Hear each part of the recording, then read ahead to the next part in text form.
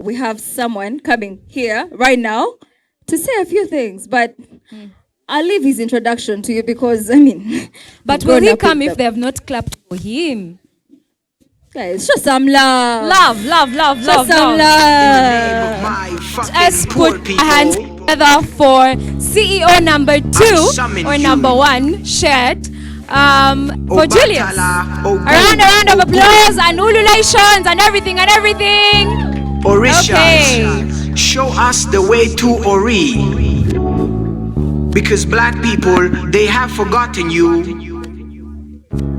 Thrown away your forest effigies. We're gonna listen to the song first. Left only with the white man and his books. Weightless, 1,000 dead pigeons falling from the sky. Those who came before us left in too much of a hurry to leave anything behind. But Lumumba, he left me a tuba to play. Women's hips swaying in the noonday heat, smelling like NGOs in quarantine. Where did you say you were when the epidemic broke out? Safe? I thought I heard you say France, where we watched twisting flesh and broken bones rattle inside coffins like Chinese fireworks. This here be the true sound of death. Never CNN. Melting faces of mothers tell us when to mourn. Backs adorned with beads of sweat, we ferry the dead. The African Express train to the underworld runs on schedule all night and all day. And this is why I rarely fault tourists. Never mind the way they huddle in groups. Some of their freedom of speech spreads the ideology of conquering troops. Now you must think I am vain like heroin, but let me assure you, I am a born-again feminist. I have the nipples to prove it. I work only for Mother Africa, and PJ Powers is a stranger to us.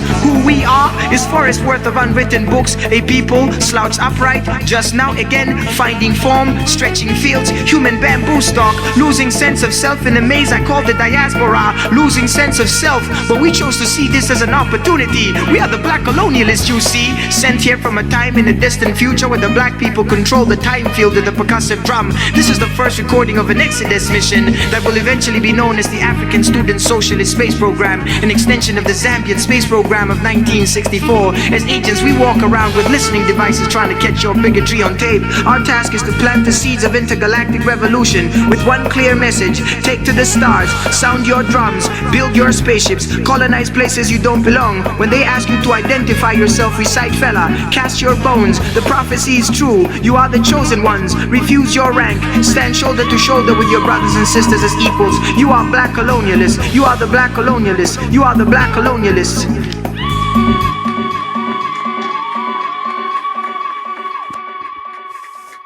Is it on? Hello, everybody. First of all, welcome to all of you. Thank you for being here. Fun fact, I have never thrown a party before. Never. Not a birthday party, I'm not married. I've never thrown a party before, right?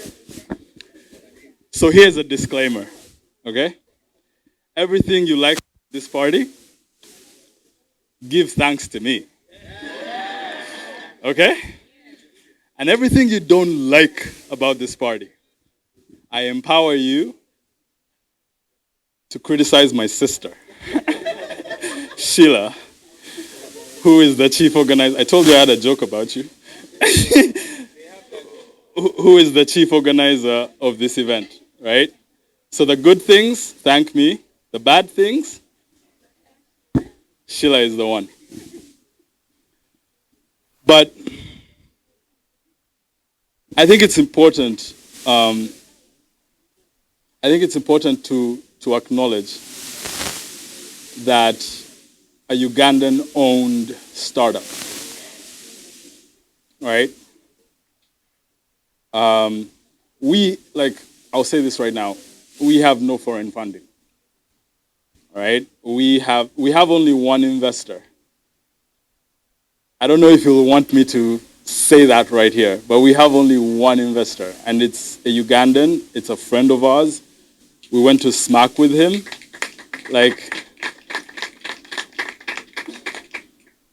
his name's Eddie Katongole, in case some of you are looking. But it's a very interesting thing that a Ugandan-owned and funded app before it's even launched. Like some of you are here and you're not even going to be able to download the app today, right? The iPhone users, hey mama, you guys.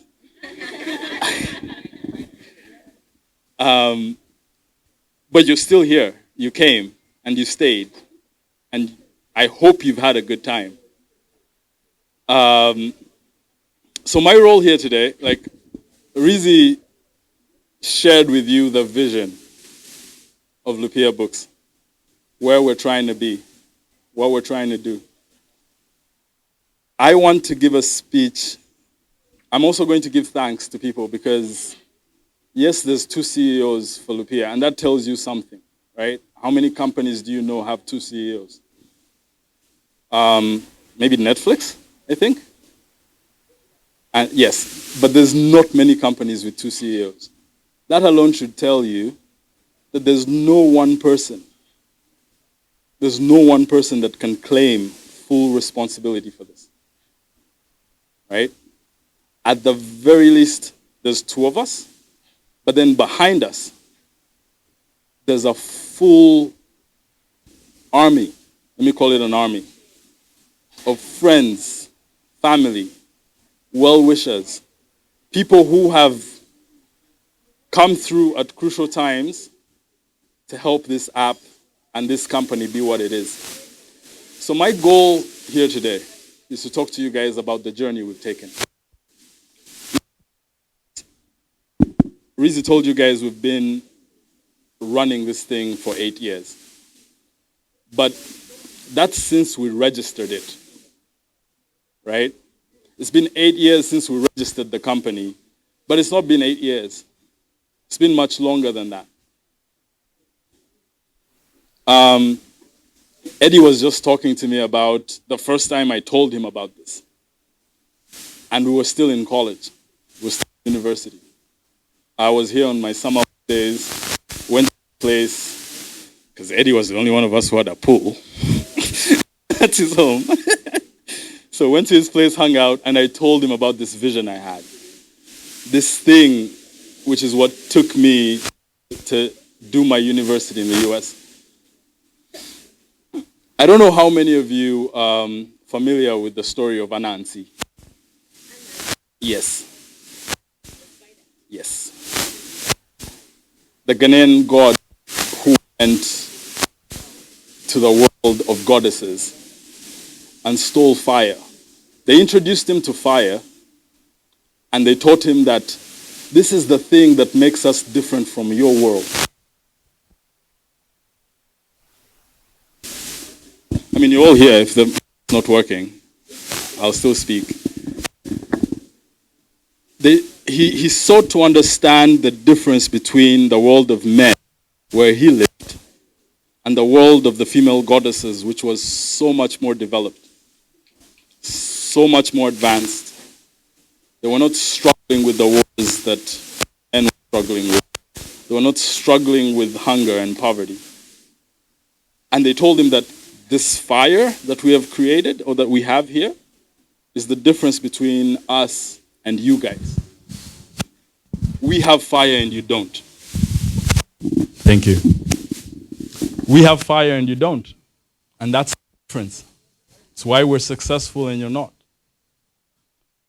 So let me give you a little background on myself. I was born here in Kampala, Mengo Hospital. My name is Julius Kakwenzire. I am 31 years old.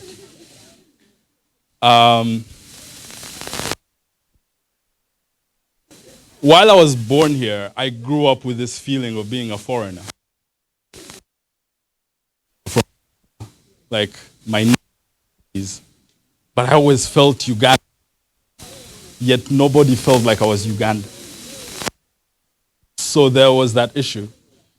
Everybody thought I was Rwandese, and yet it wasn't until a few years ago that I actually went to Rwanda. Like, I didn't know anybody there. I speak better Luganda than most of you.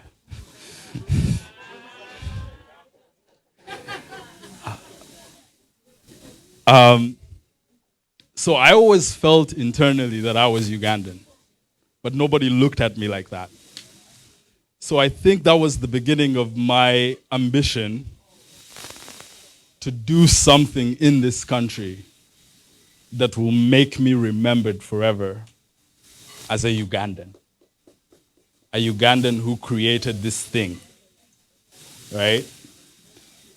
So that, yeah, any ambiguity about my ancestry, any ambiguity about who I am and who I represent could be eroded. That's how this journey started, right? I went to Nakasero Primary School. A lot of you here are too rich to have gone there. But that's why I went for my primary school. Then after that, I went to St. Mary's College, Subi. There's a lot of my friends here. Then after that, I had the privilege of attending the African Leadership Academy, my A-levels. Very amazing school in Johannesburg, South Africa.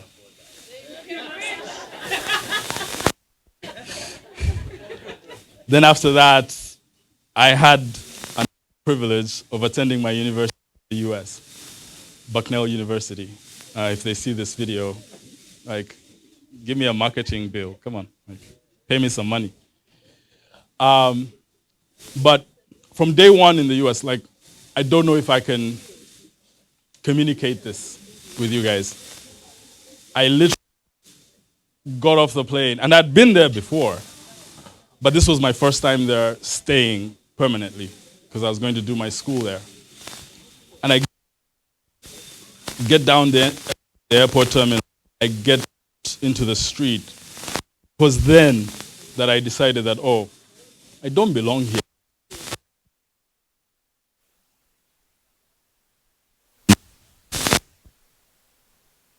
There for a goal, for a reason.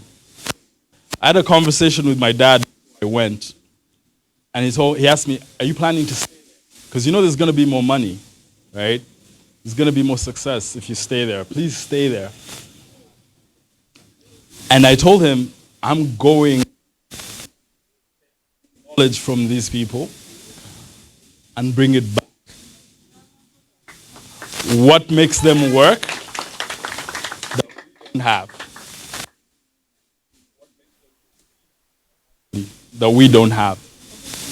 That's what I want. That's why I shared the story of Anansi, because that's essentially what he did.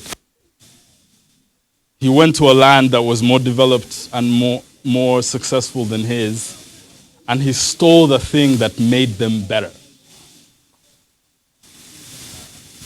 I feel like I stole Lupiiya Books. Right?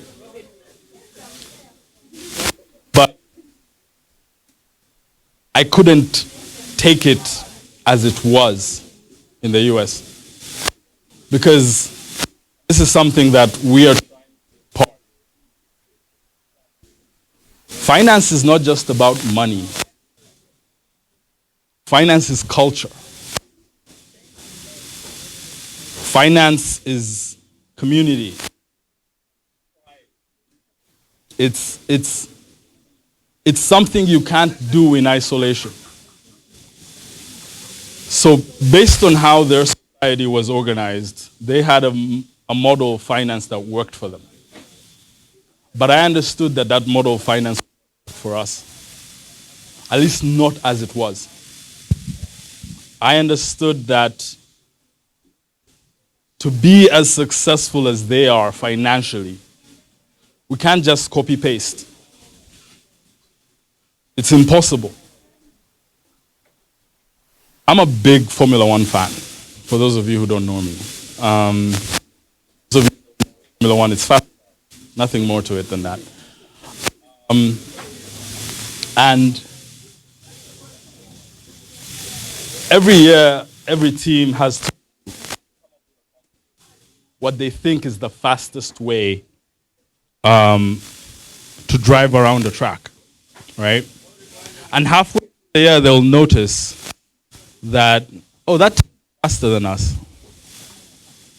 Should we copy verbatim? Should we just take everything we have as they have it, put it on our car? or should we find organic relatives, right? Organic, indigenous.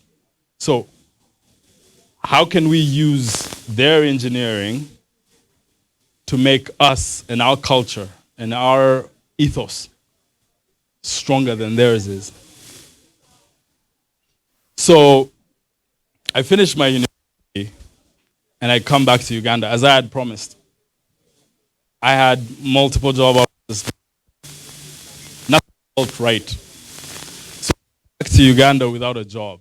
I came back to Uganda without even savings, let's be honest. But I also understood the idea that I had, the idea Eddie and I had been talking about, the idea that I couldn't do it on my own. And guys, it's a very humbling feeling. It's a very humbling feeling to know that you have this idea, but you are not enough. And I hope this doesn't offend my co-CEO. I would have loved to come to this, and I'm Lupiiya's only CEO. I would have loved that, right? I would have loved to come here, and I'm the big dog at the top, and yeah. But learn humility to accept that I have an idea, I have a vision that is bigger than me. Out if I can do it on my own, if I can find the team that can actually help me achieve this. Right? And I have a lot of thanks scheduled in this speech for later, but I want to give thanks right now to business partner and co-CEO.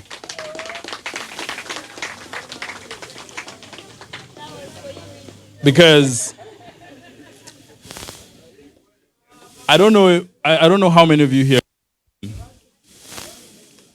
but all the smarkists here know that whenever Rizzi enters the room, he's the smartest person in that room.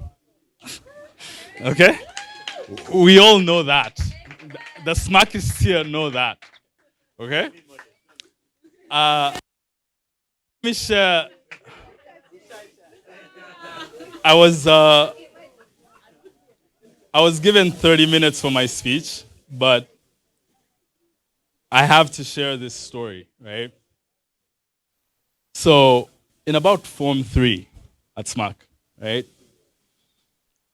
At that point where teachers are no longer willing to teach, right? They just give you their notes, and you copy the notes, and you're supposed to show up to class with the notes, and you're wondering, why are you even here if I already have the notes, right? There was like a couple of books, like there was like 2 brainiacs. The notes in advance, then we'd all have to get the notes from them, right? So I was the only one that could copy notes from Rizzi's books. No, not even favoritism. Rizzi created his own alphabet. Okay? So he copied his notes in an alphabet of triangles and squares and lines, and unless you had the code, you did not understand what he was writing. And I identified very early on that actually this is the only book with notes that I would never have to stand in line for. Right? So if I can figure out his alphabet, practice it and learn it, when he's done taking his notes, the only person that will ask him for his book is me. And I can write my notes in English. Right? So I never stood in line for notes, unless he didn't have them. If he had them, I just tell him, give me, and he's like, oh, bro, it's my alphabet. I'm like, it's cool. I got you. I got you. Give me your notes. So when I came back here, I looked for him, and I looked for my other friends whose intelligence, intellect, worldly thinking I could vouch for. I know I'm embarrassing him right now. He's about to run out. But here's another thing. So I went to the US, I studied finance, I studied investment banking, I studied trading, stock, forex, all of that. And there was only one person in Uganda that I could identify that had self-studied all of these things. Like, my parents paid a lot of money to take me to university to learn these things. And then I come back here for the holidays, and this guy is speaking this language that I just learned from university. Except, thank you. So he tried to make his speech as accessible as possible, as like layman as possible. But bro, you are the smartest person I know. And I think of myself as a very intelligent person. I think of myself as a very creative person. But I would never try to compete with you. It's a fool's errand to try and compete with you. The thing that makes our partnership work is that I can read one book and find 1,000 applications for the knowledge I gained from that book. And Rizzi is the exact opposite. He can read 1,000 books and find the one path. So, in a way, we are two sides of one coin. Right? So what I usually do is I'll read one book and I go to him and I'm like, hey, I've read this book on derivatives. I've read this book on options. I've read this book on this. There's so many things we could do with Lupiiya Books with regards to this book. I was like, I hear you. Right? Then he'll go and read 100 books. And he'll come back and tell me that your idea is great, but this is the only path to execute where we have even a 20% chance of success. So I look at him as like his genius helps calibrate my genius. And I'm saying all of this because, I did the whole intro song, Steve Jobs and all of that. But I don't want you here leaving thinking that I am the person behind Lupiiya Books. Without him, and this just came to me right now, if I had pitched this idea to him and he had gone and done his research and told me that that doesn't work, it won't work, we probably wouldn't be here right now. Right? We would not. Because that's how much faith I have in his opinion. Starting something radical. And I know some of you here have tried, some of you here are trying to start something radical. You will admit that as intelligent as you are, as confident as you are in your ability, there is that one person whose buy-in you require.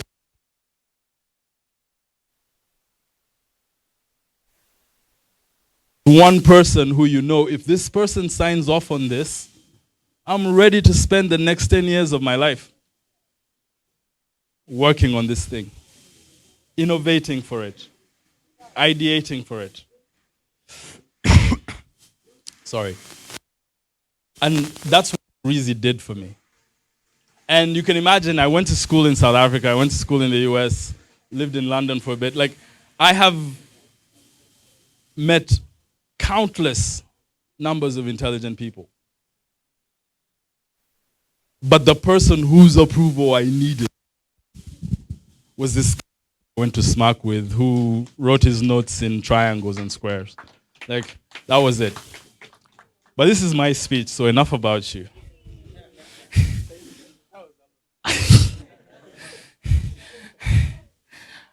I told you you're not welcome back to the office if you don't speak about me, because I had a whole speech prepared for you. So, what is Lupiiya Books, right? Like I've told you about this journey we've taken, how the idea came to me. And at the beginning, it was the surface of an idea, right? I'm one of those people, I don't know if there are a lot of people like that. I create from conversation, right?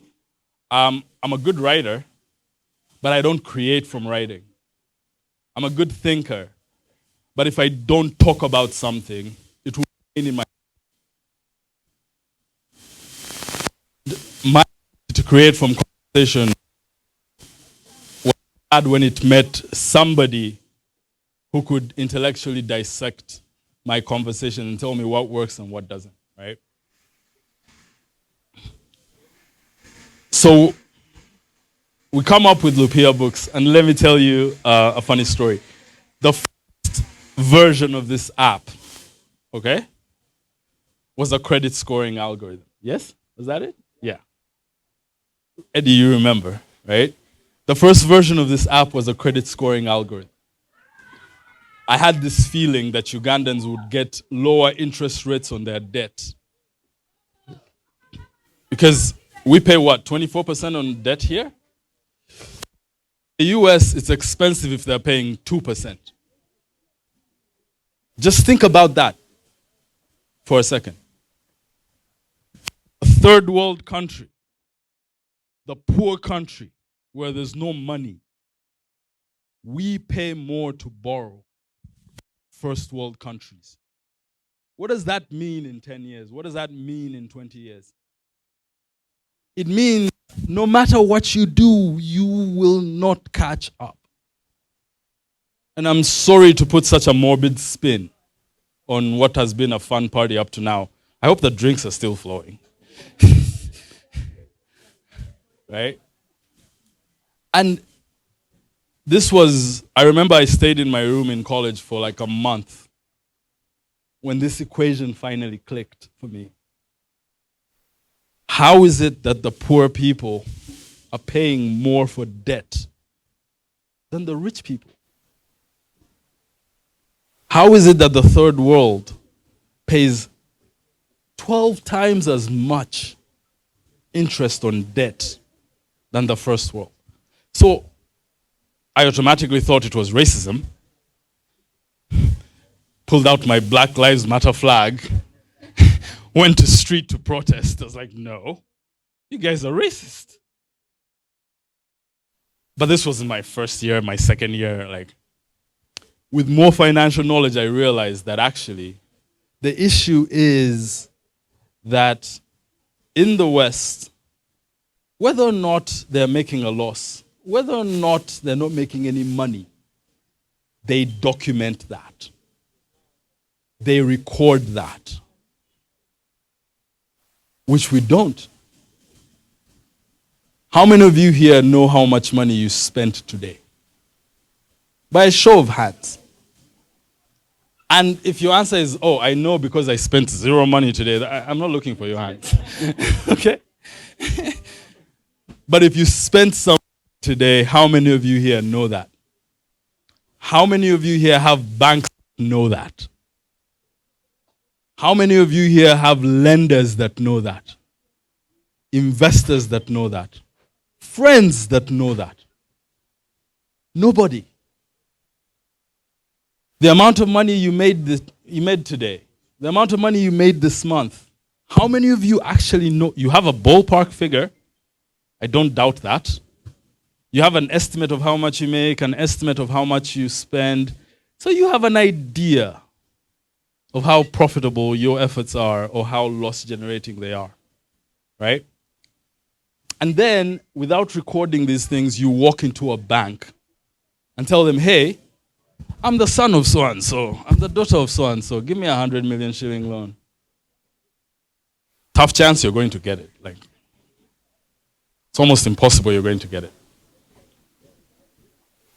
So I realized that I had all these big ideas for this continent and what we can do, but we need basic infrastructure. We need basic infrastructure to make us financially sound, financially savvy. I went to school with white kids who had stock portfolios.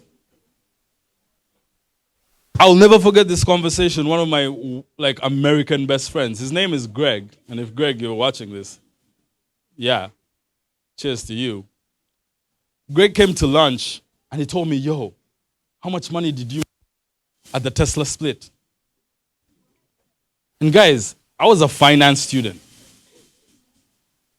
Greg was a history major or something. And I did not know what he was talking about. I'm a finance student. He's doing history. He had made $60,000 when Tesla split its stock. And I had no idea what he was talking about. $60,000 is like what, 230 million? Yeah. A university kid. How much money did his parents make? How much money did their friends make? How much money did his investment banker make? His friend. Right? So we have this, yes, because we're impoverished, we're all of these things, we have this ability to say, okay, everything is racism. Not always. It's racism that you haven't learned financial, knowledge. Maybe it's racism that you haven't accumulated the financial expertise that you need. But it's not racism that you're not innovating your own solutions to this. Right? So Rizzi and I got together, and I was like, okay, we have a credit scoring algorithm, but 90% of Uganda doesn't know what a credit scoring algorithm is. Even if we put this product out tomorrow, no one will know what it is. How do we go back all the way to the beginning and build a logical path to funding? I know my time is almost out, but let me finish this. Is that okay? So I did accounting and finance. And the one thing of those 2 degrees that I hate the most is accounting. Right? Thank you. Thank you. I did accounting in high school, right? Didn't love it then. Don't love it now. But I recognize how important it is. I recognize how, if we are to advance, we need accounting, and then we need finance. So the short answer, after a 10-minute speech on what Lupiiya Books is, the short answer to that question is that it's a path to get you from where you are now, where despite how liquid you are, despite how much money your parents have, despite how many assets are registered in your family name, you will not get affordable funding. Lupiiya Books is a path from that stage to here, where without declaring your family's assets, without declaring your individual wealth, you are investable.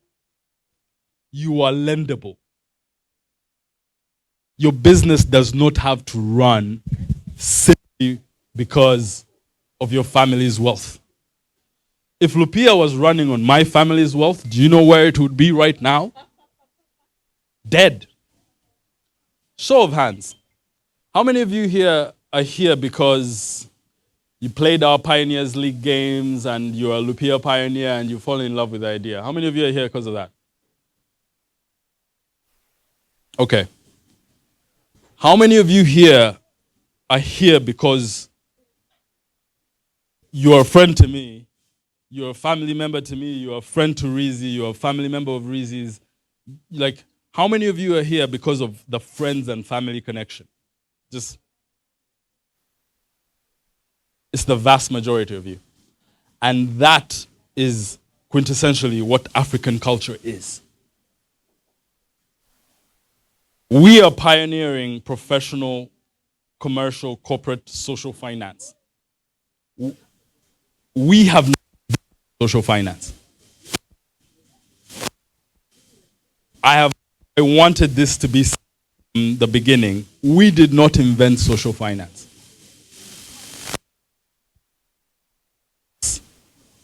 When a loved one of yours gets sick and the family comes together to contribute and take that person to India for surgery, this is what happens when one of us here is married and the community comes together to contribute.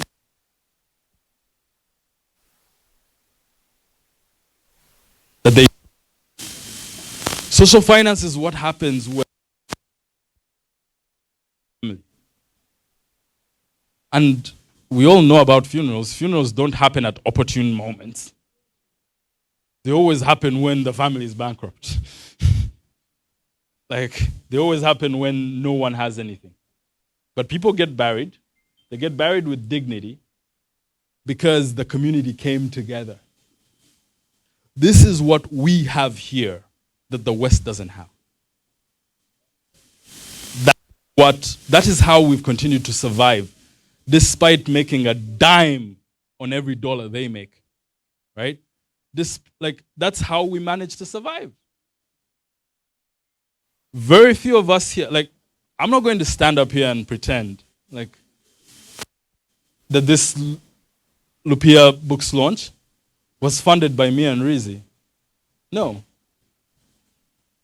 It was funded by family, friends, well-wishers, people who believe in us, believe in our vision, believe in what we're trying to do. Right? I'll give you a very practical example. And again, I'm going to call out somebody. You get the drinks tonight, right? You've all loved the alcohol, you know, unlimited, Valentine's Day, and you don't have to spend money. Invite me to that party, please. Right? You mean I can my Valentine here, fed, they're drunk, and I didn't spend money? How does it happen? It happens because one of my primary school best friends is now a manager at UBL. It's why there's Uganda Waragi here. Right?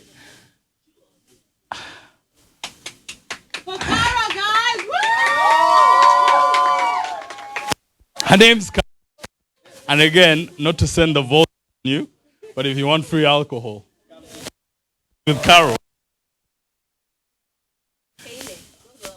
I will.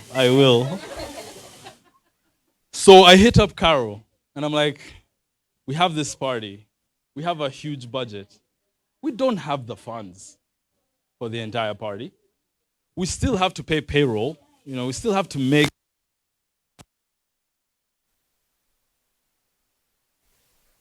everything. We can't do this. Carol's like she has been saying all night, say less. She's like, I got you. What do you need? And I'm not saying that to show you that, my friends are cooler than yours, even though they are. I'm saying that to say that this is how things are done here. This is how, in Africa, we make things happen. This is how a couple with no money can throw a 100 million shilling wedding. This is how someone with no money can afford to go to India for surgery.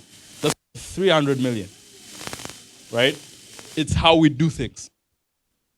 And Lupiiya is nothing more. And I will come here and tell you that, guys, we're the big geniuses. I'd love to tell you that.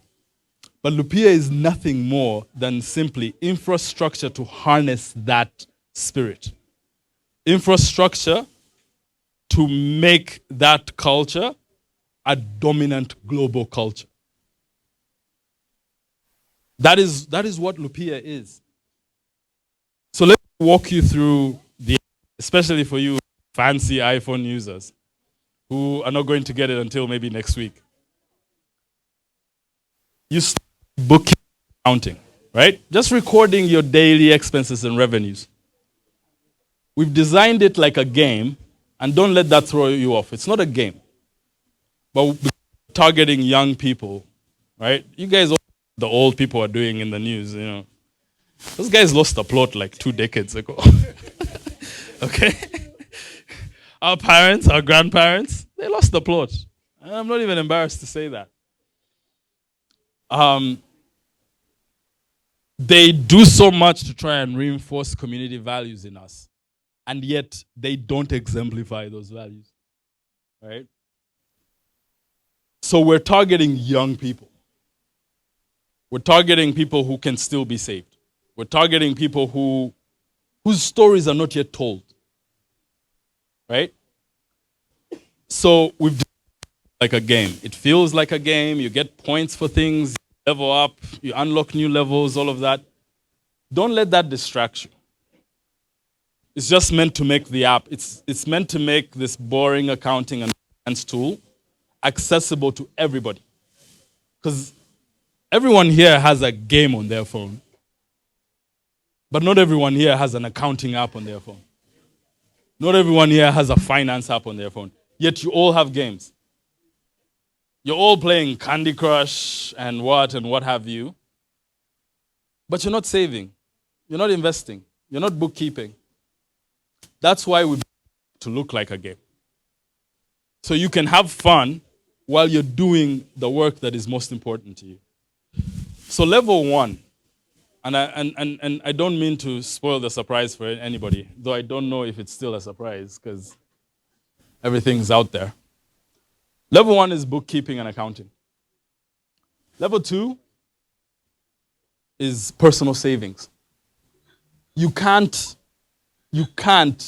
get money from somebody else. Kwezi, I can't convince you to give me money if I can't convince myself to put some of my money aside to pursue my ambition. I can't tell you that, I need you to put 100 million aside for my ambition if I can't put 1 million aside for my ambition, right? That's why personal savings is the next level on Lupiiya Books. Then the level after that is group savings. Because again, we're doing social finance. If you could save yourself, like, personal anecdote, I have ambitions of owning a yacht, like a super yacht, right? Yeah, Roman Abramovich, exactly. And those things cost hundreds of millions. If I could try and save to get to that goal, do you know how many years it would take me? Saving personally, with my non-existent salary from Lupiiya Books, I'm looking at you. Do you know how long that would take me? I've done the math, I'm an accountant. 425 years is what it would take me if I was saving personally to raise $150 million to buy a yacht. It can't be done alone. It's why you have to save individually, then unlock the level where you get to save with other people. And once you're done with that level, you can now unlock the level where you're crowdfunding. Okay? The first level is social crowdfunding. Social campaigns is what we're calling it. So when you hear the word campaigns in Lupiiya Books terminology, it essentially means we're not running for political office. Right? It's fundraising. Right? Social campaigns are the examples I've been giving you. Right? You have a wedding. You call for money. Someone is sick in the family. You need money than your family can generate. So you make a plea to the public. Right? That's social campaigns.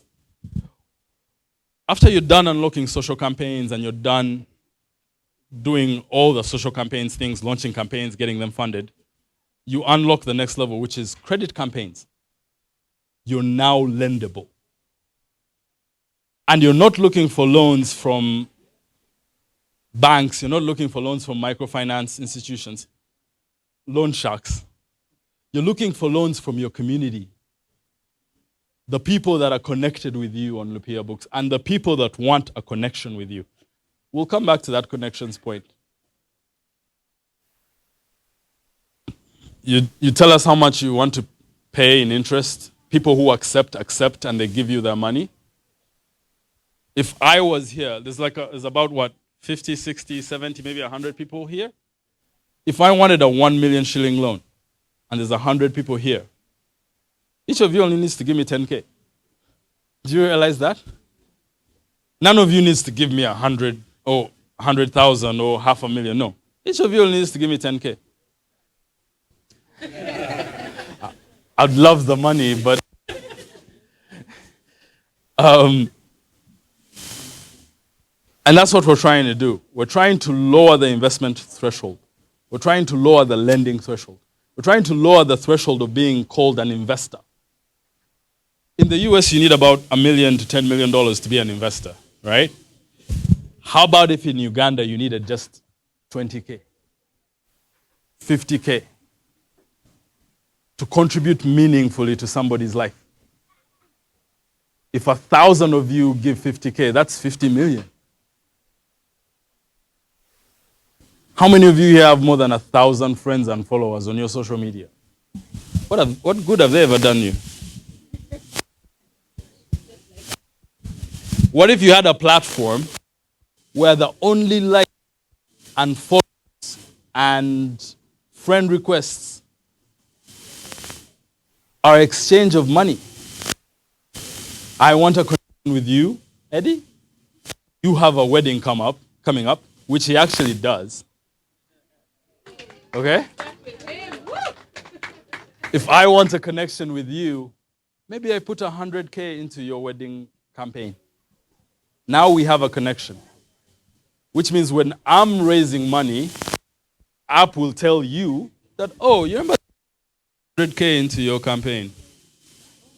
He's now launching a campaign. And feed your connection with him. Because if you skip, the connection might die. And we actually have a graveyard on the app. We have a graveyard on the app where your connections that you did not feed died. Right? I'm not kidding. That is what we're trying to mimic, these social behaviors. If Eddie put 1 million shillings in launch today, and then when he's getting married, I can't even put 100K into his wedding, will we still have a connection? Will we still have a relationship? No. It's like, dude, I came through for you. I didn't ask you to give me 1 million shillings. You're not as rich as I am, sure. But you couldn't even do 20K? You couldn't even do 50? How much do I matter to you? And this is the only issue where I think Lupiiya Books might have a problem.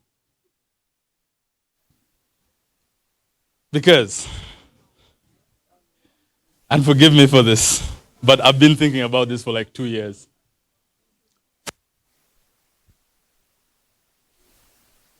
If I put money in my girlfriend's campaign, goes around, she doesn't put money in my campaign, and that relationship goes to the graveyard, is she still my girlfriend in real life?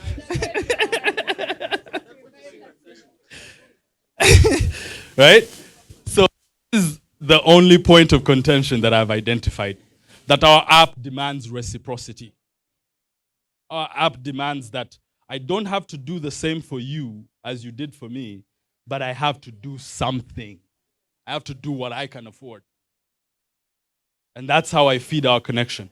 That's how we come from having a weak connection to you being my brother from another mother, which is literally the top level in our connections. Once your relationship with somebody reaches, yeah, you guys are now good for life. But how do you get it to there? And again, we're not inventing anything. This is how real life social relations work. If I show up for you and you can't show up for me, then I won't show up for you again. That is how it is. So, if you take nothing else from this launch, take this. We haven't invented anything. You guys have been doing this. But you've been in a way that it can't be tracked. You can't be rewarded for it. You don't get social credit for it. You don't get financial credit for it. No one knows about it. You contribute to someone's wedding and only they know that you contributed. And that's what this app is here to change. It's here to recognize our African culture and empower it. Ubuntu. Thank you. That is it. That is it in a nutshell. And I have a lot more to say, but I'm going to close with thanks. There is one person here. I know of you here who came from, I met someone who came from Entebbe. I met someone who came from Chazanga. Like, yes, I've met people who have come from all over the country. But there's one person here who came from Rwanda to be here for this meeting and this party. That is our project manager, product manager, Alliance Mbonigaba. I don't know where Alliance is. Alliance is out there in the back. Please come, please come. Today was the first day I met Alliance in person. We hired Alliance right, like you were still in college, right? Yeah. We hired him as an intern while he was still in university. And he was just an intern. And we struggled with several developers from different countries. Like Rizzi knows this. Like we went to Russia looking for developers. We went to Canada, we went to India, we went like looking for developers. We spent a lot of money. We would all be much richer now if we had found Alliance in the beginning. We would still have our money, but we don't, because we paid Europeans, we paid Indians, we paid Malaysians, we've paid people, and they've given us nothing. Alliance, this app does not exist without you. Okay? Alliance is a married man, so all of you ladies, I'm watching you. Okay? Alliance is a married man. He just had a kid is she even 1 year now? She's not yet 1 year, exactly. No. No, Lulu, he's not Muslim. But Alliance took a bus yesterday. How many hours was it? 9 hours. To come to Uganda and be here on Valentine's Day. I'm sure he's going home to an wife. I am very sure of that. But Alliance had to be here. And I told him, Alliance, we can't launch this app without you here. It's incomplete. Like, Rizzi and I, we're very smart men by all regards. But we are not programmers. We're not software engineers. We're not software developers. We're not. And there was always a missing part in our team. Somebody who could take on our ambition and make it their own. It's a rare thing to find, guys. We work with many people who are just working with us for the paycheck. Finding somebody who has gotten, like Alliance has gotten offers from Google, from whoever, like all of this fancy, but he believes in this vision. He believes in what we're trying to do. And I'm so sorry for putting you on the spot, but I would be remiss if this speech ended without me recognizing that it's very easy to think that, oh, he's just a software engineer. There's 1,000 of those even in Ntinda.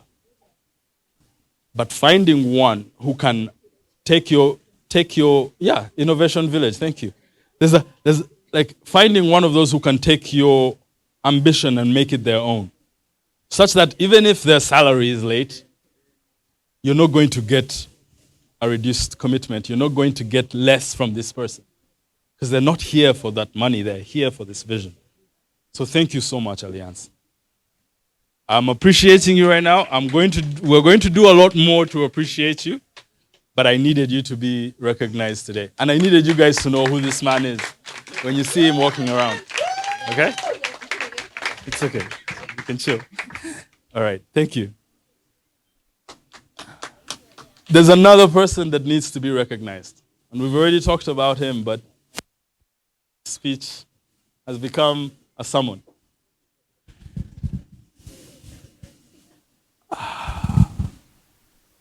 It's Eddie Katongole. I came back from the US and all I had was a plan or an idea. I didn't even have a business plan. I didn't even know, like, I would be lying to you if I told you that what I discussed about is what Lupiiya is today. And Eddie said to me, yo, I've just finished school. I don't have a lot of money, but I believe in you, and I believe you're trying. I don't even, you haven't told me what you're trying to do, but if you're telling me this is your life's mission, I will support it. Eddie gave me the money that I needed to buy a year of my life without needing to work. Because if I had had to take a job, this launch party would be happening in 2030. He was like, okay, you need to explore this thing, and I believe in you. So how much do you think you'll need to spend a year without working? And guys, like, my parents are not poor, my family is not poor, but they would not buy into that extent. Do you understand? They were like, we believe in you, but show us some work. Show us something. Eddie was like, no, it's fine. I believe in you. I went to school with you. I know what you're capable of. I know you'll figure it out. Here's this capital. You don't need to join the job market. You don't need to join the labor force. Spend time figuring this out. And we've talked to, me personally, I've talked to like 200 investors. Venture capitalists, Wall Street gurus, so many people. But no one has ever given me that grace.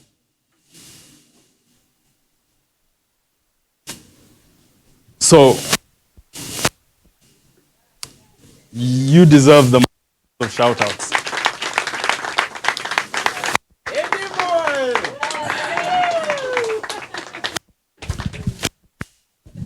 And last but not least, I'm going to do the thing that Rizzi did, but not because he did it, no. Also thank my parents.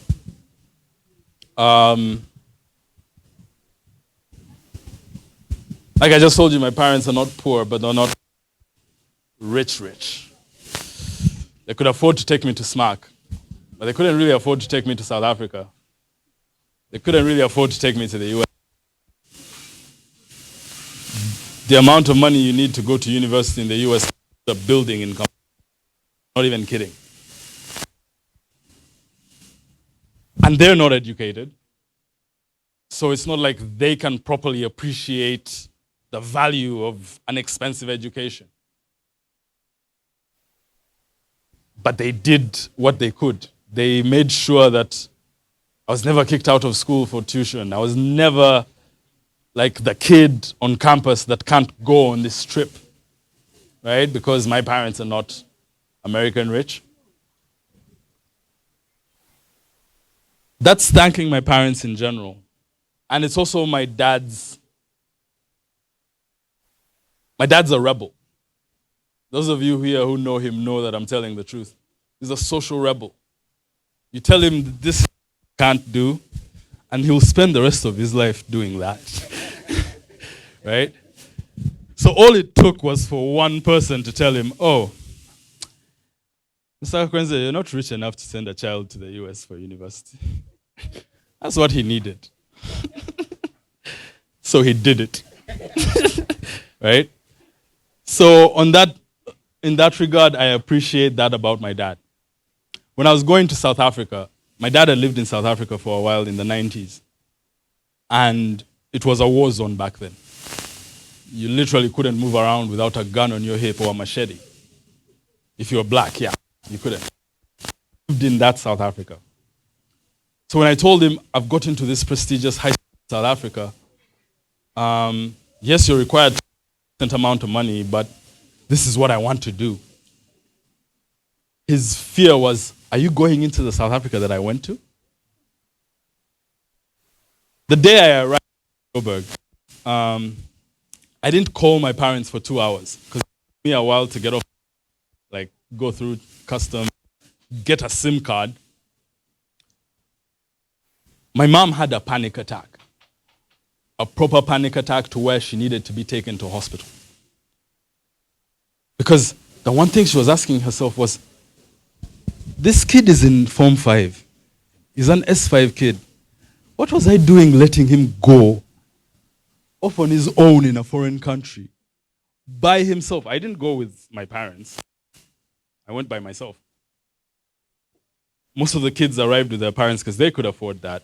My family made a decision. We're like, do you want to come back for Christmas or do you not? If you want to come back for Christmas, we can come with you. But if you want to come back for Christmas, we can't. I was like, okay, you don't have to come back for Christmas. So I went by myself. And my mom had a panic. When I bought my SIM card, and my mom was in the hospital. And it was only then that I realized how big. Because if something had happened to me in Joburg, no one in my family would have been telling my mom the story. They would have said, why did you do that? This is what you deserved. And so it is at this juncture that I want to appreciate my mom specifically. Call me a mama's boy if you want. I'll drink to that. I don't care. Yes, I am. Certified. I have the badge. I subscribed for a year. Because when other parents are telling their kids, don't try that, that might be risky, that might kill you, that might destroy you. Will you have rent? Will you have utilities? Will you have money to...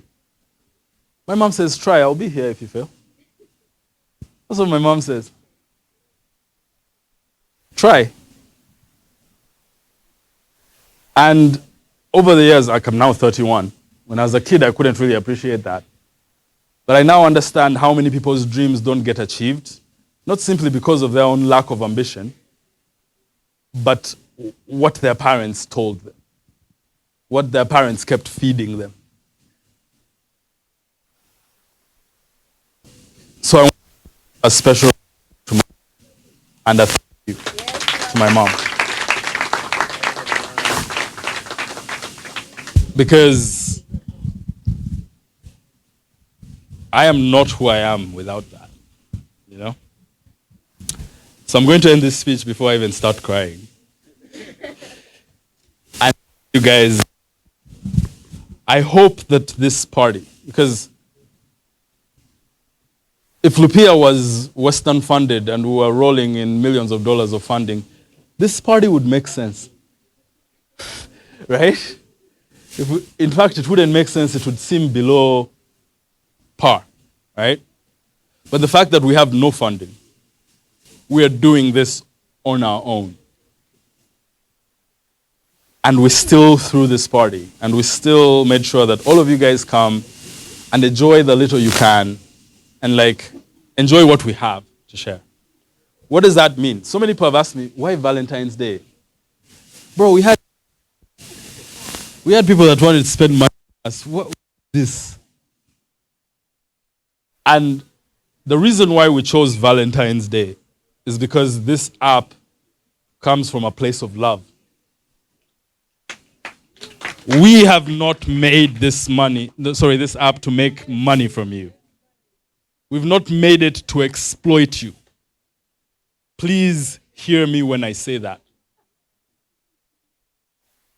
We have not made it like all the Western apps that come here to get rich without adding value onto you. We've made this app because we are just like you. We wish that something like this existed when we were starting it. We wish that somebody had given us these tools. It comes from a place of deep engagement and deep appreciation for African culture, for who we are as a people, you know?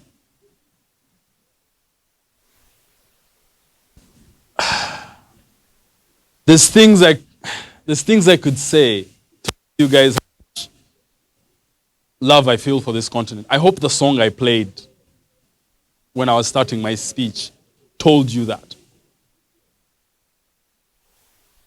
Hopefully we'll get rich. Don't get me wrong. Hopefully we'll get rich doing this. But that's not why. We are trying to fill the gap that we wish was filled when we were setting out as entrepreneurs. We are trying to elevate African financial culture to the top of the global scene and show the world and say, hey, you guys have a way you do your things, but look at how we do this. This is who we are.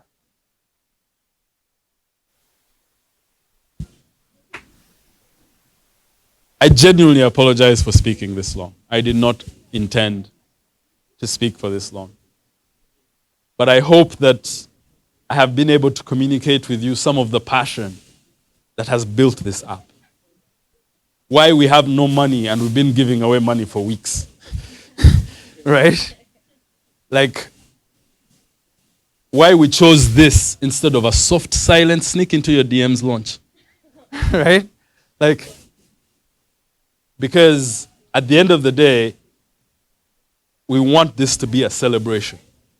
We want it to be a celebration of African culture. We want it to be a celebration of Africanism. And dare I say, Afrofuturism.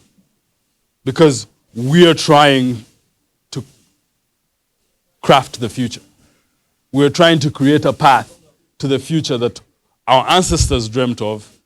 We dream for our children, if and when we do have any. And we want for ourselves. That is essentially it. It's why we recognize the best in our society. Shout out to Akine, shout out to Cohen JC. We want to build a culture where the best of us are